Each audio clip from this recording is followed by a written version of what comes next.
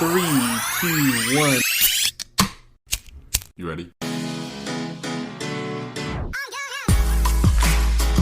You're listening to the Real Pineapple Podcast Network.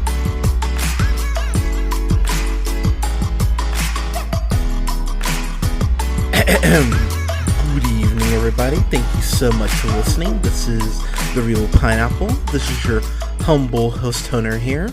Hope you guys are having a great weekend so far. So, I'm gonna get all the plug stuff out of the way right now. So, if this is your first time listening, thank you so much for tuning in.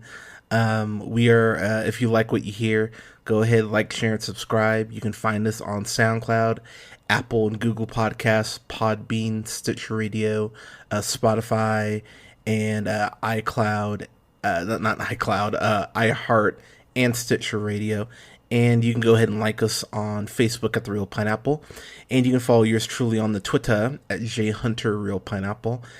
And you can follow my colleague Scott on Twitter at Nearman1st. And you can follow Colin on Twitter at The Real. That's REEL O'Neill. Alright, now that I got that out of the way, guys, I've got a review here for John Lewis Good Trouble, which is the new documentary that just came out, I want to say no more than a week ago, about, of course, John Lewis, who unfortunately passed back on the 17th. 80 years old, man. It's a hell of a run, and I actually just ordered I believe it's his latest book, Across That Bridge. I went ahead and just ordered that through Amazon. I'm kind of a traditionalist when it comes to books for some reason. I actually like to have the book in my hand. But yeah, so wanted to do a review of this here. Lewis's body was just carried today, actually, over Edmund Pettus Bridge down in Montgomery. And I watched a couple tributes. I read a couple things about, from people who clearly just, revered him. President Barack Obama, of course, was very inspired and was very close to John Lewis. And I gotta be honest, guys, this is kind of hard for me to do because I'll be the first to admit I was familiar with John Lewis and some of his history, but at about 97 minutes, this documentary here, I'm really happy this exists because I think if you're a person of color, you damn sure need to watch this. I think it's like $5.99 to rent on Amazon. I'm sure you can find it other places, but this is well worth your time to go ahead and really go ahead and gain some more perspective. Because I think a lot of people do look at John Lewis just as a civil rights icon, which isn't a bad thing. But, you get into like the legislative stuff. You get on that side of it. And he, really went at Trump quite a bit. Trump's quote, tribute, unquote, was just, very much, I'm sad that he's dead, condolences to his family. I'm going to try to not go off on Trump today, because it's not about him, it's about John Lewis. But what I really appreciate about the way this documentary is filmed, it's definitely done that documentary style. I mean, they're obviously cutting in news clips and things like that.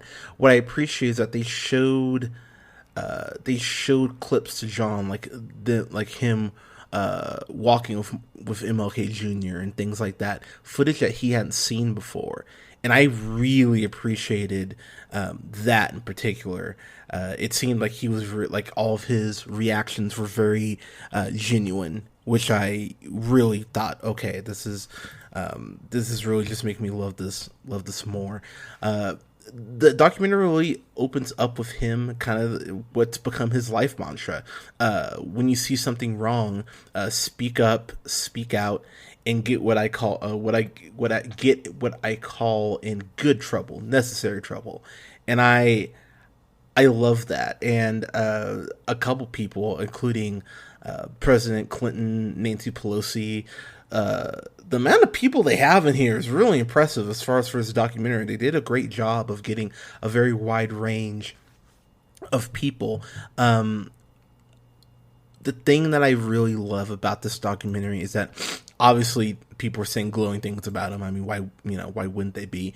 To the unfortunate irony in the fact that this came out when it did, the fact that this has just come out.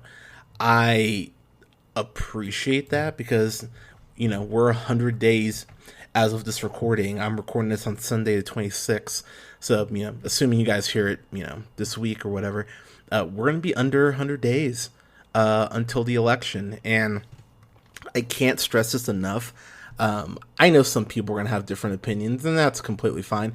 I'll be the first to admit right now, I'm not happy about voting for Joe Biden. I'm going to vote for Joe Biden. I'm not happy about it. I really wanted a Bernie Sanders, Elizabeth Warren ticket in a perfect world. Honestly, in a perfect world, Obama would still be president. But if I can't get Obama again, in a perfect world, I would love to have a Bernie Warren ticket.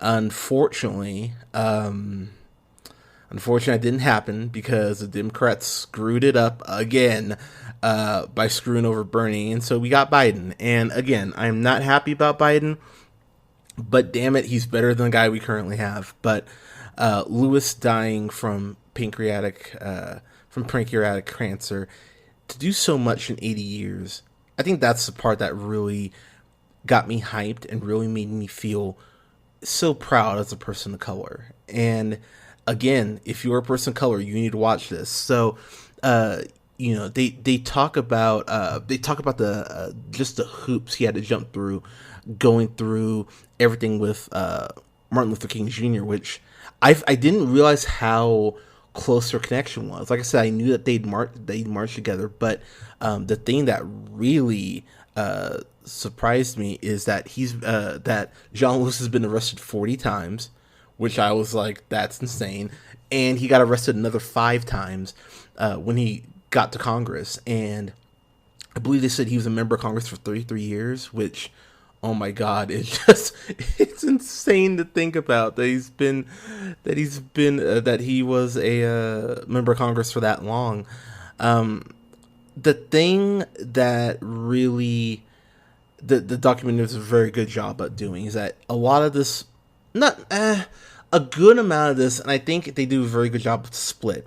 You get a good amount of stuff about John Lewis, as far as his line of thinking, how he treats his staff. His staff, I mean, again, I wouldn't expect them to say anything differently, but they had nothing really but glowing things to say about him.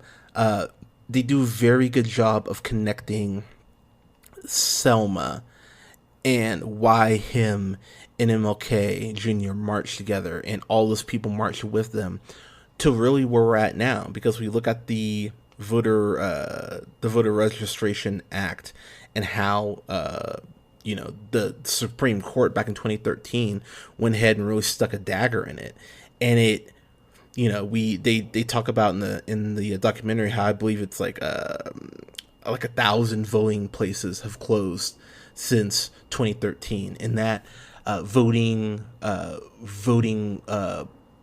polling places have changed addresses just on a whim and stuff like that, really to suppress the minority vote. And the thing that I was not aware of that made me go, oh, what the actual hell, is that in 2019, I guess there were 16 million voters who were removed from polling places, which I think is freaking insane. When you hear that, I was like, what? 16 million people?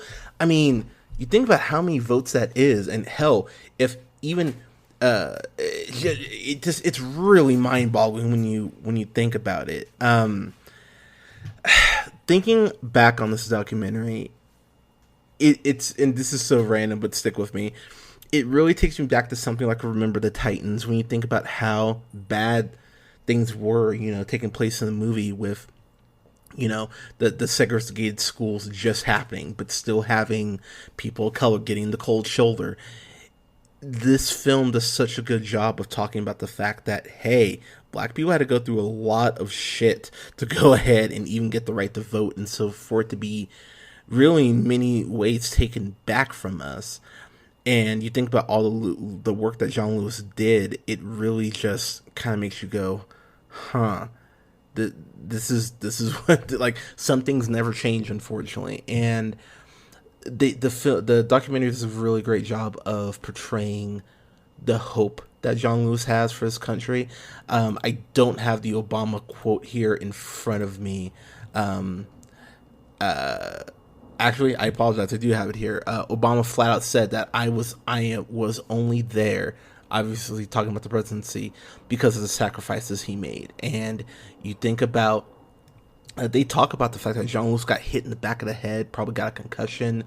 There's a point where after this riot, I want to say it's Bloody Sunday, I think it was that, like, a week later, Lewis and 80 of his colleagues at this university got arrested, and how they were basically told you can either stay a month in jail or pay $50 fine, and they went ahead, and every single person out of those 80 people who were arrested, they all went ahead and stayed in jail for a month. And I just find that so incredibly inspiring. And you think about, really how our judicial system, how it has really, really screwed minorities over at multiple points. And you think about just staying in jail for a month with that hostility, with that powder keg of a racial divide, which, thankfully is completely non-existent now. It really isn't. It's really crazy to think about just all that shit. One thing that I really enjoyed about this is that you see, you get some clips from like Beto O'Rourke. They interview Speaker of the House Nancy Pelosi, who I adore. They interview AOC. I'm gonna butcher your name. I'm so sorry. They interview Ilhan Omar, who is, of course, one of what I believe was 55 new Democratic members for the House. All of those people, like her and AOC, really speak about the fact that, they really hammer and beat that drum about, hey, I am very aware and am appreciative of the incredible steps that he had to go through to go ahead for me to get here. Really acknowledging all the work he did, and the amount of reverence that he has when he's walking around. I'm blanking on the man who traveled with him, kind of like his security, his confidant. I'm completely blanking. I feel terrible. I don't have it written down here, but he was talking about how the interviewer asked him for the documentary, asks him, what's it like being in an airport with John? He's like, annoying, or something to that effect. And I got a really good laugh out of that, because they talk about the fact, and they show it, that people are always stopping him, wanting to take a picture. He really is a rock star. And one of the things I really appreciate about John is that it shows that he's stopping for pictures, he's signing books, and even, in his later years, in his 70s, he's still going out there speaking with this passion, this justifiable anger, and wanting to go ahead and inspire people around him to go ahead and be better, which is something I just went, hell yeah. They talked about his upbringing as a child, how as a kid, his parents, his siblings, they knew that he was going to be special, and that he was kind of not the product, kind of like, yeah, I guess you would say kind of the prodigal son, that he was going to go off to go ahead and do great things. And they talk about the fact that his sisters and his brother talk about the fact that, they were out in the fields, baling cotton, and that the brother would work twice as hard or 3 times as hard to go ahead and cover what John, in theory, would go ahead and be able to produce in a day so that he could go to school. And I just found that I'm really happy to put the spotlight on the family in that way, because that's something I really wouldn't have known. I think a lesser documentary wouldn't have touched on that. They would have made it just about John Lewis, and they do a decent job of going ahead and bringing in his other family members, which I really did like, and it made him feel more human, and it made it really feel more like this was meant to be, as it were. I mean, as much as it can be. The one thing I was a little irritated by, and I wouldn't even say irritated, I really wish he would touch on Lillian Miles a little more, because that was John Lewis's wife, who unfortunately passed in 2012.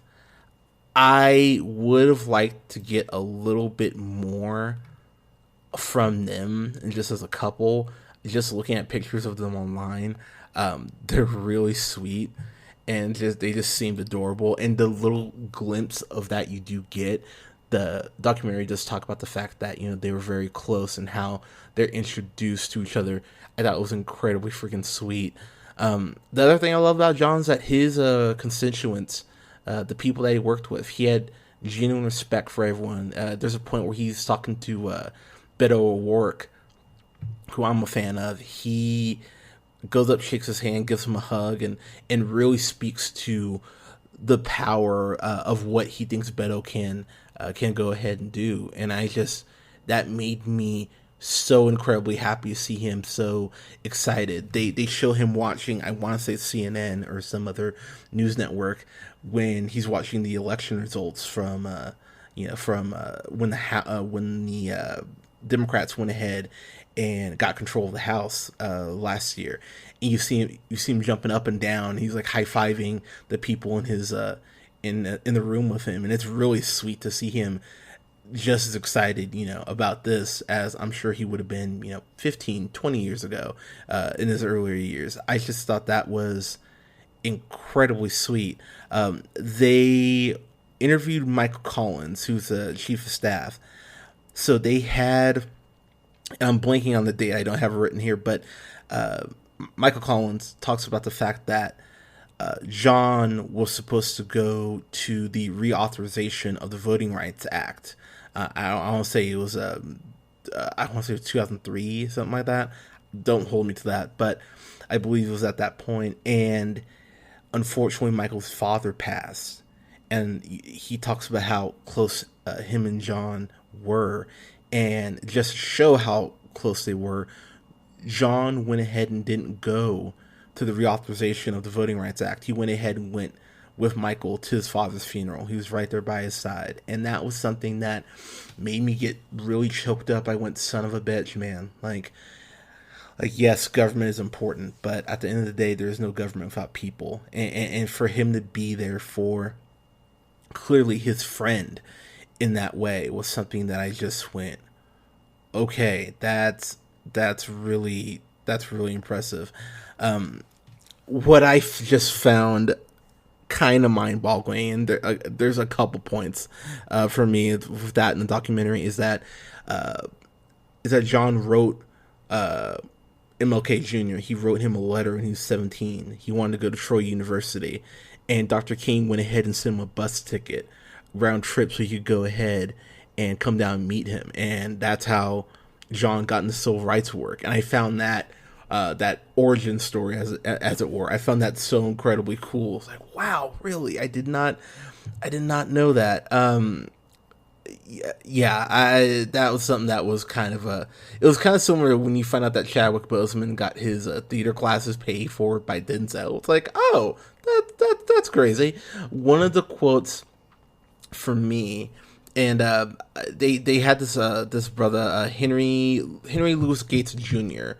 I believe is oh my gosh, I want to say I'm completely blanking, guys. I'm so sorry, but basically, you find out that John's great grandfather, because back in 1867, because of the Reconstruction Act, he was the first person, I guess, in history of the family to be able to go ahead and vote. So he immediately went down and voted, as the historian says, as soon as he was able to, legally able to.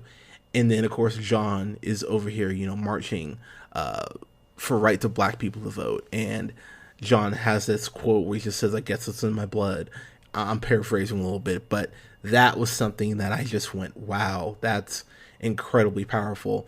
They talk about the Rockhole bus which John was on, and he was supposed to meet his colleague, Congressman, he ended up being Congressman Jim Clyburn, and he was supposed to meet him, and Jim's wife went ahead and said, hey, you're not a college student anymore. I'm carrying your kid. You need to be careful. And that bus ended up being attacked by the Klan. So they were supposed to have met earlier in life, but eventually ended up meeting anyway. But just kind of that crazy connection of the fact that Klan went ahead and, tore that bus apart, essentially. It's crazy to think, if Jim Clyburn's on that bus, do we even get, Jim Clyburn? Is he the House Majority Whip right now? It's really crazy to think about just how different things could have been. The other thing I wanted them to go into a little bit that they kind of touched on, outside of his wife, was that Julian Bond, who was a friend of John Lewis's, I think they actually say it's one of his best friends. They went ahead and had this fight back in 1986 for Atlanta's fifth congressional district for that seat, and they touch on it. They didn't touch on it enough for my liking, because they even say in the documentary that Julian Bond was supposed to win, because I believe he was a senator at the time. So it was one of those things where it was like, oh, there's no way that John Lewis is going to win, and then John Lewis scores the upset. And I really wish it would have taken a little more time, maybe another 5-10 minutes, and gone into that, because it seemed like a big deal, and it's something I personally am going to end up researching more. The other thing the film brought up, and it's such a hammer meets nail moment that I went, oh my God, thank you. When you think about Black Lives Matter, and you think about all the marches and the protests that are happening in this country right now, and how people are using social media and, hell, t-shirts and all these different ways to go ahead and express, support for minorities, which is, as a person of color, cannot tell you what it means to me to have people speaking up and standing alongside us. But they talked about the fact that so much of John Lewis's civil rights work was due to the inaction of the federal government. And so when you think about these marches now, that's exactly what it's because of. It's because of inaction from the federal government. And in one of the quotes, I want to say, I can't remember if it was him or AOC or Ilhan Omar. I want to say it was John Lewis. I could be wrong. But there's a quote in the film or the documentary that says, why do we have to wait all of our lives to be seen as equal? And if there is obviously John Lewis being gone is a tragedy in itself, but the biggest tragedy for me with that is that he didn't get a chance to see full non-oppressed votes, go ahead and be given back to minorities. And the thing that's going to be very interesting is that, his friend is going ahead and he's going to go ahead and bring to the floor a new version of the Voting Rights Act, which I'm incredibly curious on how that's going to go. I believe it'll pass the House. Lord willing, it passes the Senate. I'm really, really excited, and I am praying, because you think about how votes have been tampered and messed with, and how hard it actually is in some cases to vote, and just like the incredibly strict things that they have tied to voting now, like certain IDs can only be used and all this crap. It really just pisses me off, to be completely honest. The other thing I really loved about this is that they showed several of the bills that he went ahead and was a co-sponsor on or voted in favor of. So just a couple here. The 2007 Fair Minimum Wage Act, he was a co-sponsor on that. The 2010 Don't Ask, Don't Tell Repeal Act, he voted yes on that. The 2010 Patient Protection and Affordable Care Act, he was a co-sponsor. 2013 Violence Against Women Reauthorization Act, he was a co-sponsor. It was really cool to see outside of his Civil War what kind of impact he's made. That was something in particular I really wanted to see, and I was happy they went ahead and they kind of almost paused the documentary to go boom, boom, boom. Last thing I'll say in closing is that he had this statement from one of his speeches where he goes, "There are forces in America that want to take us back, but we're not going back, we're moving forward." And that line in particular just made me tear up and really made me cry, honestly. It also, another quote he had, "We don't want our freedom gradually, we want our freedom now." And I really think that above all else, while it's been a lot slower than we would like, that I truly believe not just black people, but I believe other minority groups. I believe my brothers and sisters in the LGBTQ community, we will all get there. It's going to take time, and it's going to require all of us to lift each other up and lean on each other and support each other, but I believe we'll get there. There's enough room at the table for everybody. And at the end of the day, people just want to be free and want to have a chance to be happy and to be able to use their voice. And that's what voting's about. So, I mean, look, I've made no qualm from the podcast that I am not a fan of Trump, but honestly, I'd rather have someone vote for Trump than not vote. If I'm being honest, like, at least you're exercising your right. Because I really believe that if you don't vote, you have no reason to bitch. You don't get to complain about anything. You need to go ahead and at least vote. That is your God-given right, and honestly, everyone should use it. And if you don't, I really think you're terrible if you don't go out and vote. Again, I understand that these two options are not ideal. But yeah, if you are physically able, mail in, like, you need to vote. You absolutely need to vote. I thought this was a great documentary. This will personally probably go down in my top 10 this year. I know how insane the movie schedule has been, but this was a documentary I'll be buying. This is something I'm gonna own and really go ahead. I've already told several of my friends, they're not all black, by the way. But I've told several friends of mine, like, look, you need to go ahead and watch this. This is something that will make you feel inspired. It will make you want to dig more, and I think it will make you appreciate John Lewis more. I definitely appreciate John Lewis more after watching this. This is a fan-fucking-tastic. It feels weird to give. It kind of feels a little weird to give this fan-fucking-tastic, just because, I mean, just knowing that he's not here, and the term they kept using was the conscience of Congress. And I will just say in closing, because we talk about this on the podcast sometimes for black artists, black actors, actresses, who's got next? Who's going to go ahead and step up and fill John Lewis's shoes? Who's going to go ahead and step up and help lead that new push to go ahead for equality? Like, who's that going to be? Is it going to be one person? Is it going to be multiple people? I don't know. But honestly, we all need to step up and be better. And if you are able to vote, you need to. You need to vote this year. This is one of the most important elections in history, and everyone needs to go out there and actually exercise their right to vote. one of the other quotes he had, and I realized I said I was wrapping up, but humor me. One of the quotes that John Lewis had, he said, "My greatest fear is that I'll wake up and our democracy will be gone." And again, I said I wasn't going to go off on the big Trump rant, but to say that Trump has helped divide things and that things aren't going great would be a very mild understatement. Things aren't great right now.